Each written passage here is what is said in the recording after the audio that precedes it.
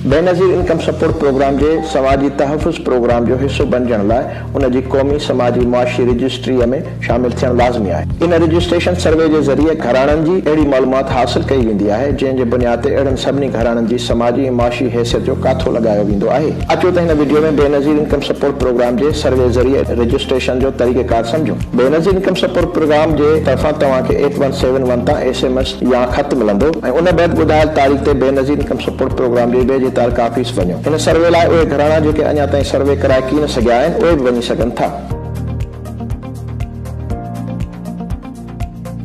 Centre ते ईंदे पाण सां गॾु पंहिंजे ॿारनि जो बे फार्म ज़रूर खयो अचो। इन फार्म में सभिनी या वधि खां वधि ॿारनि जी दाख़िला हुजणु घुरिजे। रजिस्ट्रेशन डेस्क ते मौजूद असांजो अमलो तव्हांखे सर्वे या उन में तब्दीली ख़ातिर टोकन जारी कंदो। सब खवातीन जो अपने साथ बे फार्म लाई हैं और अपने साथ शनाख्ती कार्ड भी लाई हैं, उन सबको टोकन जारी किया जाएगा। फिर उसके बाद उनका सर्वे होगा। आप इंतजार गाह में जाके इंतजार करें, अपने टोकन नंबर का इंतजार करें और उसके बाद रजिस्ट्रेशन रूम में जाके अपनी एंट्री करवाएं। इंतजार गाह में पंहिंजे वारे जो इंतजार करण में टोकन नंबर मुताबिक रजिस्ट्रेशन डेस्क ते सर्वे लाइ अचो। याद रखो, टोकन सिर्फ उन्हनि औरतुनि खे ॾिनो वेंदो जिन वटि पंहिंजो शनाख्ती कार्ड ऐं ॿारनि जो बे फार्म हूंदो। रजिस्ट्रेशन डेस्क ते मौजूद डेटा एंट्री ऑपरेटर तव्हां खां समाजी ऐं मुआशी मालूमात ते ॿधल सुवाल पुछंदो।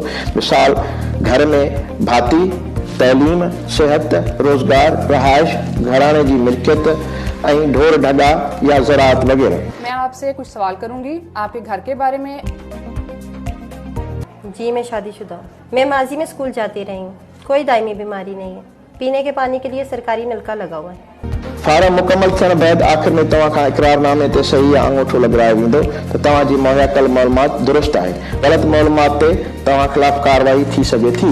इन बैदि तव्हांखे सर्वे जी रसीद ॾिनी वेंदी ऐं तव्हांखे 8171 तां सर्वे मुकम्मल थियण जो SMS पिणु ईंदो ऐं इहे सर्वे ऐं रजिस्ट्रेशन जो अमल मुकम्मल थियो।